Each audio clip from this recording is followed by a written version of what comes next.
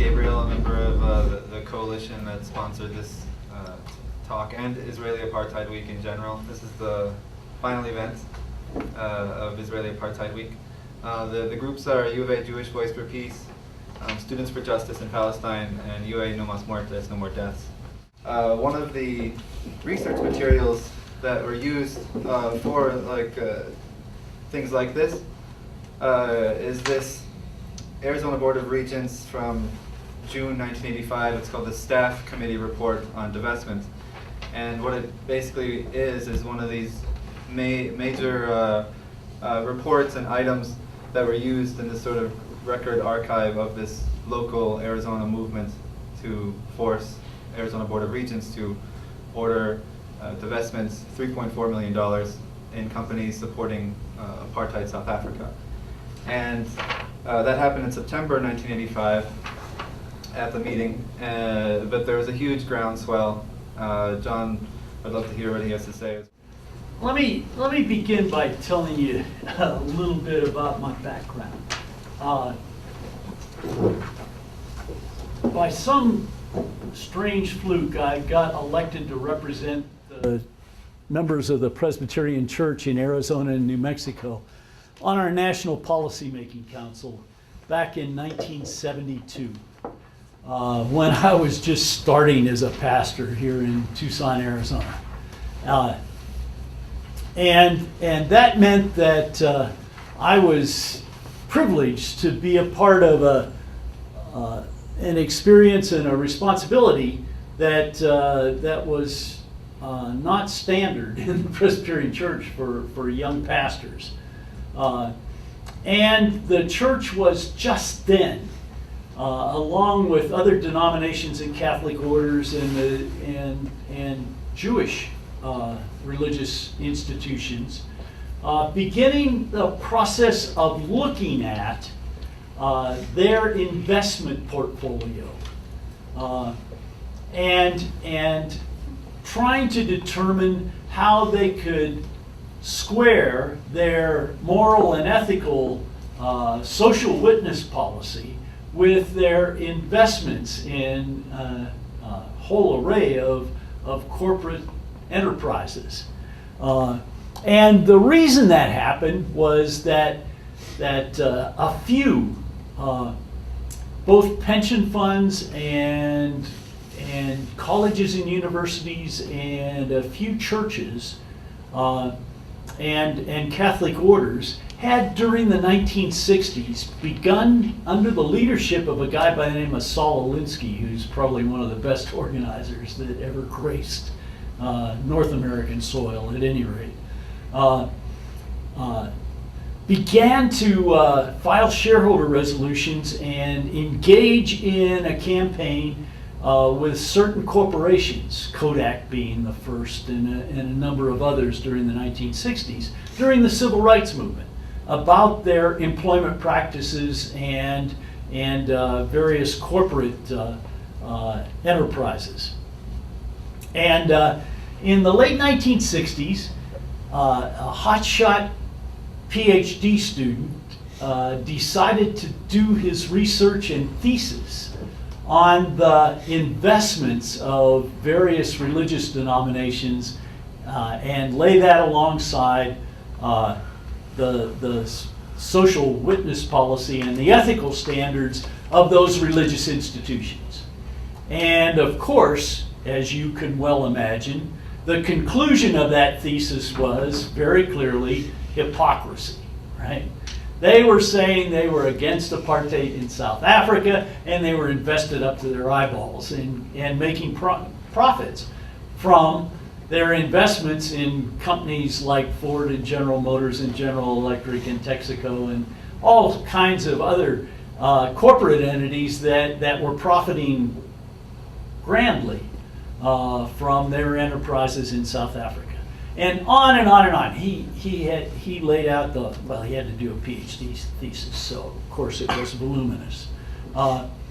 And there was a great case to be made because religious institutions in the United States at that time, it's 1970, their estimated wealth was about $160 billion.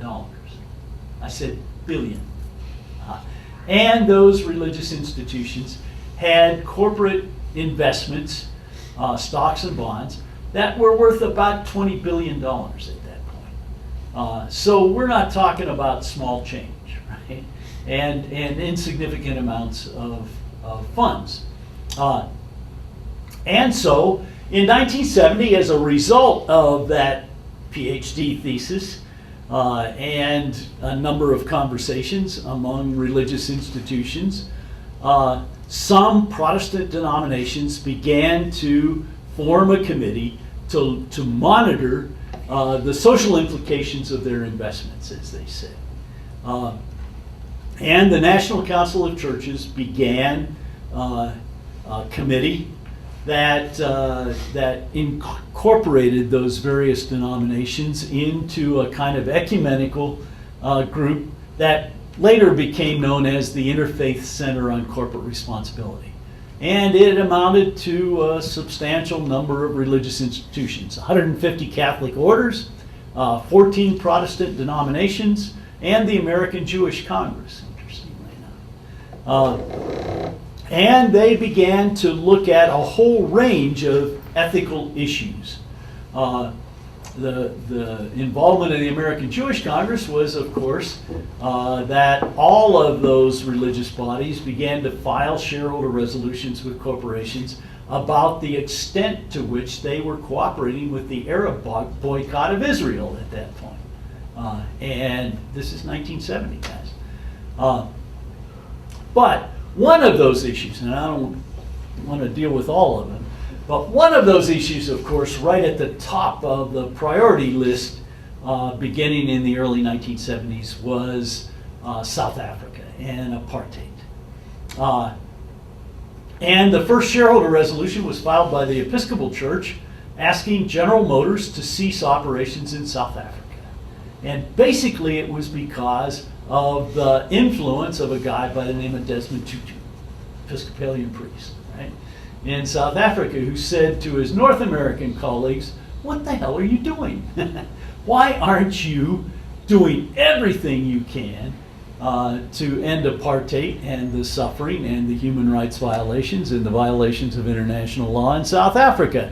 And it was precisely because of those relationships between the church in places like South Africa and the church in the United States and Europe that a fire got lit under North American and European churches. It was, and that extended to a whole range of issues.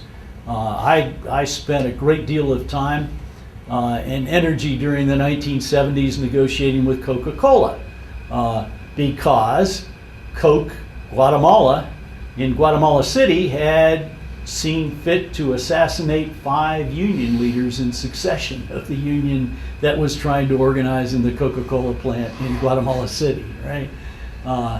And of course Coca-Cola argued, well, we don't have any control over our subsidiaries in Guatemala City, and of course we abhor any kind of assassination of union leaders, but we can't do anything about that. Well, that lasted about 3 years until we finally embarrassed them to the point that they bought out the guy who had been the owner of Coke in Guatemala City and recognized the union and actually brought a number of the union leaders who had been threatened by death squads in Guatemala to the United States. So, at any rate, the question is joined in the early 70s around South Africa. And the first effort by all of those religious institutions was a campaign to identify a consortium of 40 banks that had been making loans to the government of South Africa. And that campaign involved shareholder resolutions. It involved picketing the banks and their headquarters. It involved threat of withdrawal by a growing number of individuals and institutions of their funds from those banks. Chase Bank, Wells Fargo, Morgan Guarantee, Bank of America, on and on. And even extended to Merrill Lynch campaign to get them to stop selling South African gold coins, Krugerrands, right, which was successful. And involved IBM and Polaroid in terms of sales of technology to the government of South Africa to maintain their passbook system and the repression against the black population of South Africa. And extended to the Southern Company, which was had a 5-year contract, I think, to import coal from South Africa because they could import it cheaper than because of slave labor, essentially, in the coal mines in South Africa. And then in 1976, we filed shareholder resolutions with Ford and General Electric, General Motors, Goodyear, Standard Oil, and Texaco to ask them to withdraw from South Africa.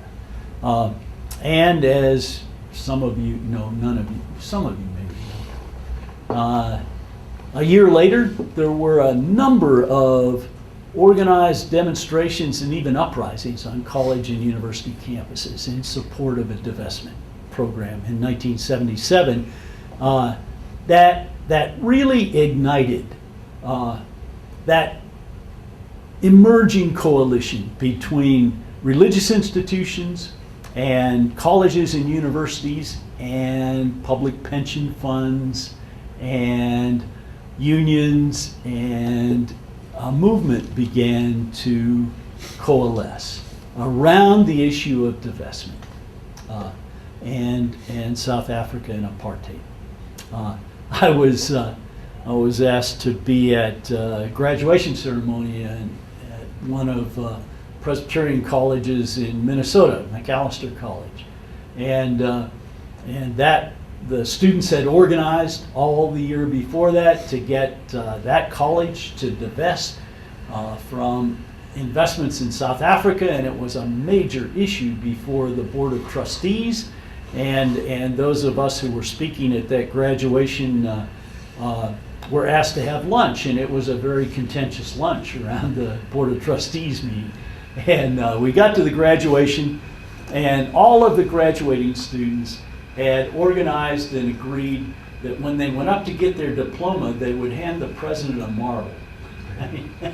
and he's handing out diplomas and trying to shake hands, and at the same time he's got all these marbles he's trying to juggle. And everybody in the place understood what the issue was and what was going on. And within the next 6 months, Macalester College divested of all their shareholder holdings in South African corporations. So what that developed into was not just a symbolic act, and not just a token gesture, and not an insignificant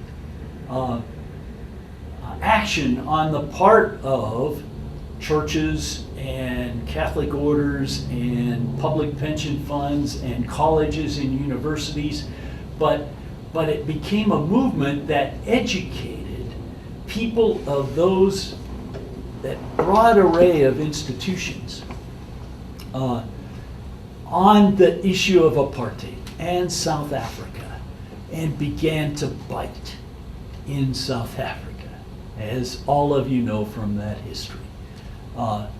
Just one story. We had filed, the Presbyterian Church, USA, had filed shareholder resolutions with General Motors for 3 years about their plant and investment and production in South Africa. And most of those companies had gone to South Africa because they thought it was a stable economy and a great place to gain a foothold into production that would sell vehicles all over the continent of Africa, right? That was their business plan. and as this campaign unfolded, they became less and less and less comfortable with that plan. So we had filed shareholder resolutions with General Motors, asking them to withdraw from South Africa. And we got the usual results from negotiations. The first year that we filed that resolution, General Motors agreed to integrate the lunchrooms and the restrooms in their plant in South Africa, right?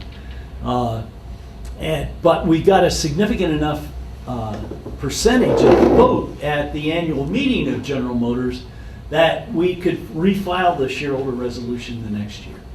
And so the next year, they agreed to build several hundred units of housing for their black employees. Right? What a great ethical corporation. And we got an increasing number of votes, and under the rules of the Securities and Exchange Commission, we could refile that same resolution the next year with General Motors.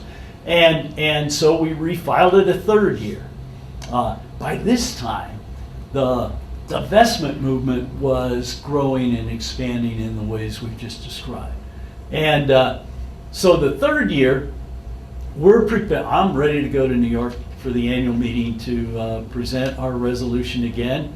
And I think it was 10 days or 2 weeks before the annual meeting, I get a packet anonymously in the mail from South Africa.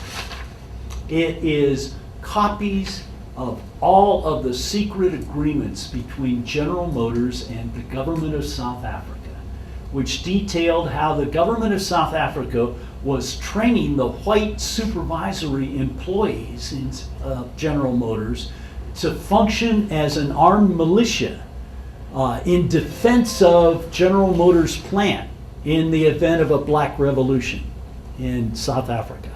And secondly, that a secret agreement to convert that plant to military production in the case of a black revolution.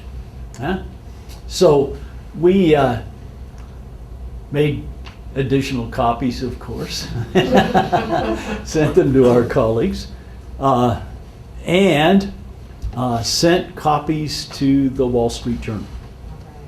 And the morning of the annual meeting in New York, the headline in the Wall Street Journal was GM's secret agreement with South Africa. And I stood up to present our resolution at the annual meeting, and the chairman of the board then simply said, "That won't be necessary. When would you like to meet?" And so I responded, "Tomorrow morning. I will be glad to delay my return flight. We'll meet in your office at 8 in the morning." And we walked into a battery of lawyers and officials of General Motors, and the CEO simply said, "What is it you want?" And I said, "By the time we leave today, I'd like a timetable for your complete withdrawal from South Africa." And we reached that agreement in about 3.5 hours. And announced it the next day. And within a year, Ford had followed suit because they had argued that they were in South Africa because competitors were there. And so we could very quickly go to Ford and say, "Your competitors are on their way out. You need to be on your way out too." All of that contributed a great deal to the literally crippling of the economy of South Africa, which led to the conclusion of the white elites in South Africa that they could not maintain the system of apartheid. And as you know, much to everyone's astonishment, a peaceful transition of power occurred in South Africa that ended apartheid and led to the election of Nelson Mandela as president of South Africa. It's a quite extraordinary story, and I have my own opinions about that 20-year period of history, and all of the pieces that went into it. The deterioration of the South African economy, the pressure of not only United States and Canadian, but European governments and institutions that even extended to Southeast Asia, the international pressure through the United Nations against apartheid, and most of all, the courage and resilience of the South African people in terms of their quest for liberation. But it was such a radical tome as the Wall Street Journal that after the transfer of power stated editorially in a front page editorial that the disinvestment campaign among all of the institutions, religious institutions and colleges and universities and public funds and pension funds and everything else that went into that movement were a major factor in the peaceful transition of power in South Africa, and said that ought to be a good model for the future when dealing with violations of human rights and international law like apartheid. So all of that is kind of background to the basic thesis of this evening, which is that the history of the divestment campaign against South Africa in the 70s and 80s is an appropriate model to confront the occupation and apartheid in Israel and help secure a just and lasting peace in Israel-Palestine. And, of course, that religious institutions and universities ought to assume a leadership role in that divestment campaign. We have the ethical policy base from which we have every responsibility to act in such a divestment campaign. Now, you all know that responsibility is the responsibility of every institution and every person, every individual in civil society when human rights and international law are being violated. But the point is that our experience in the 70s and 80s was that religious institutions and universities and colleges took the leadership then and need to again on this issue of apartheid. So I'll begin with my own institution, which is the Presbyterian Church USA. And I'm glad to tell you this evening that the highest elected national council of the Presbyterian Church USA has adopted a set of recommendations on divestment. And let me just give you the essence of this. They have recommended to renew the call of the church to all corporations doing business in the region of Israel-Palestine to confine their business activity solely to peaceful pursuits and refrain from allowing their products or services to support or facilitate violent acts by Israelis or Palestinians against innocent civilians, construction and maintenance of settlements or Israeli-only roads in East Jerusalem and the West Bank, the Israeli military occupation of Palestinian territory, and the construction of the separation barrier as it extends beyond the 1967 Green Line into Palestinian territories. And to continue to urge all corporations doing business in the region to seek proactive ways to promote respect for human rights, peace building, and equal employment opportunity. So, in accordance with that recommendation, they have directed that Caterpillar, Hewlett-Packard, and Motorola Solutions be placed on the church divestment list until such time as they have ceased profiting from non-peaceful pursuits in Israel-Palestine as defined by prior church actions. So, we are now recommending divestment from Caterpillar, Hewlett-Packard, and Motorola Solutions.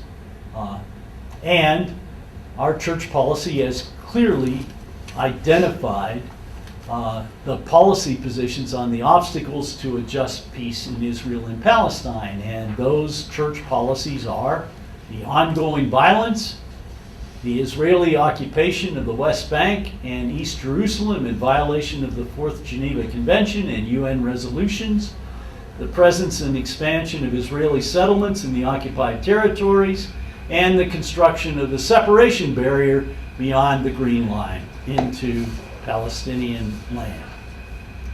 So that's the position now of the Presbyterian Church USA. And y'all understand that. Let me give you just a brief understanding of the involvement of Caterpillar, Motorola Solutions, and Hewlett-Packard. I don't know, have you guys looked into HP and the University of Arizona? There are other corporations. We haven't looked specifically into HP, but Okay. Cat and Motorola have been the two targets that we Okay. settled on. At Caterpillar, it's pretty simple. An Israeli military commander referred to Caterpillar bulldozers as the key weapon in its military occupation of Palestine. The company is aware that the Israeli army uses Cat equipment to destroy Palestinian homes, orchards, and olive groves. This is done to clear land for illegal settlements, segregated roads, and the separation wall, which is largely built on Palestinian land. They have uprooted hundreds of thousands of olive trees and demolished water cisterns across the West Bank. Motorola Solutions. Motorola developed a perimeter defense system called Moto Eagle. It is used to protect illegal settlements in the West Bank and is installed in sniper towers as well as the separation wall, which has been ruled illegal, of course, by the International Court of Justice. And Hewlett-Packard owns Electronic Data Systems, which heads a consortium providing biometric monitoring of checkpoints, including a number built inside the West Bank in violation of international law. These checkpoints have been put in place by Israel to secure the illegal settlements. HP has aided illegal settlements with data storage solutions and coordinates all the IT for Israel's Navy, which has shelled the Gaza coast and attacked fishing boats in Gaza's own territorial waters. That's the basic case against those three corporations, and the reason that the Presbyterian Church has recommended divestment at this point.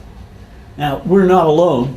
The other denominations and religious institutions that are involved with us in this divestment policy are the Episcopal Church, the Evangelical Lutheran Church in America, the United Church of Christ, the United Methodist Church, the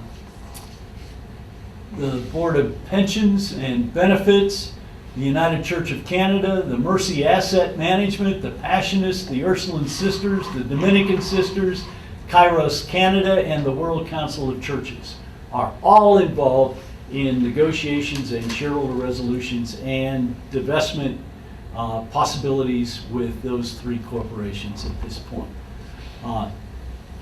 So that kind of lays out where we are as religious institutions at this point in March of 2012. One last concern that probably most of you don't need any explanation about, but needs to be said, and that is the eerie parallel between South Africa and Israel around the crime of apartheid, and needs to be talked about openly and quite honestly. Y'all know what is apartheid, I trust, or apartness, the policy of the South African government. The United Nations passed convention called the International Convention on the Suppression and Punishment of the Crime of Apartheid, as far back as 1973. And as they said, so that actions that constitute apartheid would be clearly recognized if a country practiced them in the future. The UN Apartheid Convention states that the term crime of apartheid applies to acts committed for the purpose of establishing and maintaining domination by one racial group over any other racial group and systematically oppressing them.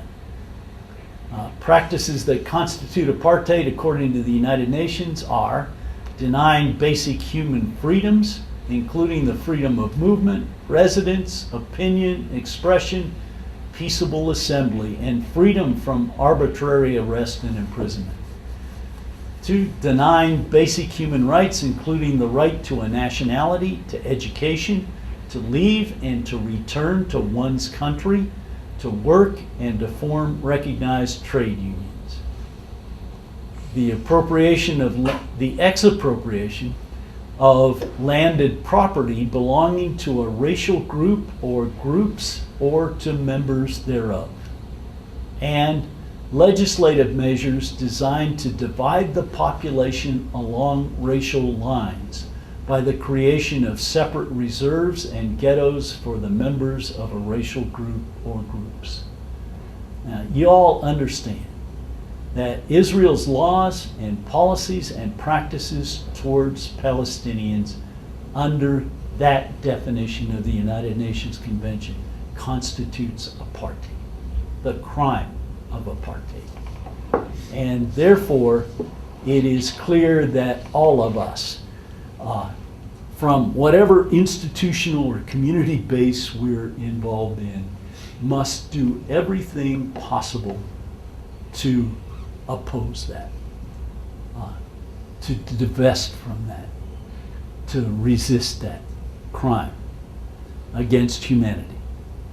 And therefore, the church finds itself in a difficult position because already Presbyterian Church USA has been attacked for being anti-Israel, anti-Semitic, and anti-Zionist. And the heat is beginning to turn up.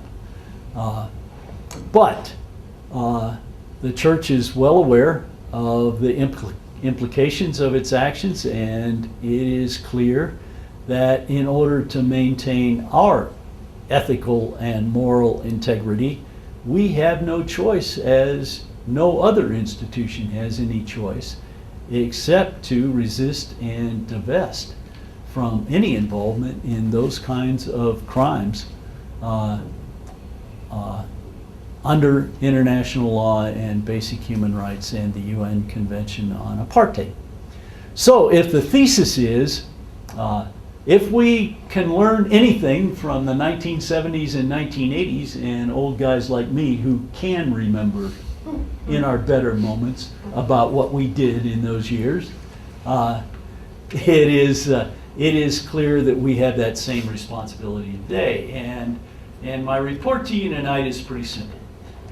The church is beginning to recognize and assume that responsibility, and I am profoundly grateful to all of you in the university community for recognizing and organizing for the university to fulfill its responsibility under the same terms.